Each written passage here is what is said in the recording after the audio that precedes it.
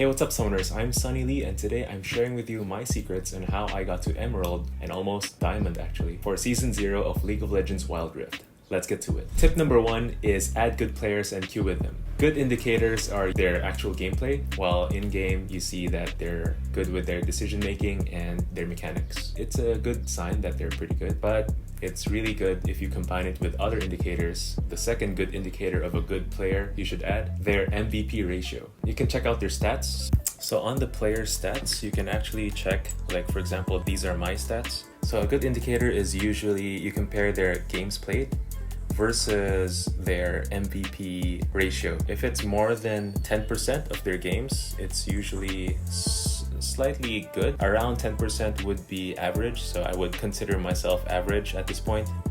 But if you check out other player stats, let's say, wow, this one's pretty good. So this one's around 20%. So if you check his games played, it's 371 versus 60 MVPs. So this is usually a good indicator that he's an above average player, and you can actually, it's a good idea to queue with these people. The second indicator is the S rating ratio. So similar to the MVP ratio, they just do the same thing. So for the S rating, he has 54 out of 371 games. So that's still more than 37, so he's still considered an above average player. The next thing obviously is win rate. So if you find someone with a win rate above 50%, that's usually a good sign. Let's check rank. 52%. The S rating's pretty high, but the MVP is not so high compared to their games played. That's usually how I decide who I queue up with. And the last indicator of a good player to queue up with is their match history. So this guy has a defeat streak of 2. For me, that feels like the next game would be a bit easier because the game tries to balance the matches you play and eventually you get matched with easier to win compositions or players. So I would still queue up with this person, but if a person has 4 loose streaks, that's usually a bad idea. I usually pass for those because the person might just be on tilt. Another thing you can check is the MVP rate in the match history. So if you see a lot of MVPs in their match history. And one more bonus tip is to queue up with players that are lower ranked than you. So if you're a platinum, it's a good idea to queue up with a good gold player. If you're an emerald, it's a good idea to queue up with a platinum good player with the indicators I mentioned earlier, because there's a higher chance of getting matched with lower skilled players. This means that you only have to worry about 2 or 3 people your team. You possibly have 5 people to take advantage of on the enemy team. It's just a numbers game, right? So that was tip number 1. Tip number 2 is play on a tablet. For me, playing on the iPad is quite the advantage. Your hands take up less space on the screen. You can use more fingers so you can navigate the map while auto-pathing, while pinging the map, essentially. Playing on a tablet is definitely an advantage, and I don't think anyone's talking about this at all. That's tip number 2, play on a tablet. Tip number 3 is have at least 1 or 2 champions for each role in your champion pool. Currently, there's no way to actually select the role that you want per team, and sometimes you can be forced into a role, or sometimes you just want your teammates to use their mains so they're more likely to carry and less likely to feed. Personally, I've been a jungle main, but I'm often forced to play mid or support, and for these I usually pick Lux. For support I have Braum.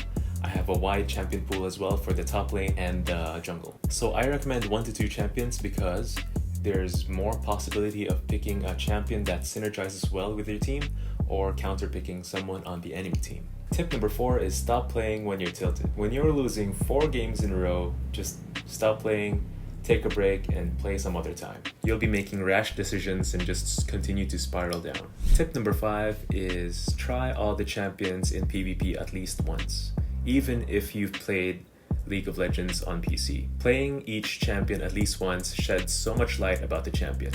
You get to learn so much about their strengths and weaknesses, especially their ability ranges and cooldowns, especially if you have a champion that you have a trouble with.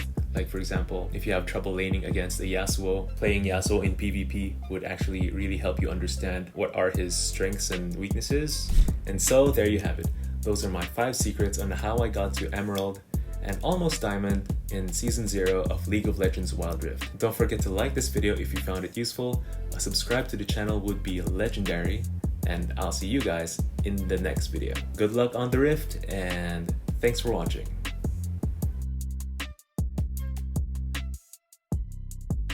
Actually, let's analyze my friends and family's match histories and stats. So let's start off with my brother. This is Badgie, my brother. 64%. Oh, this is crazy. 57% win rate. I guess the win rate is the only thing going for him. Wow, that's very freaking high.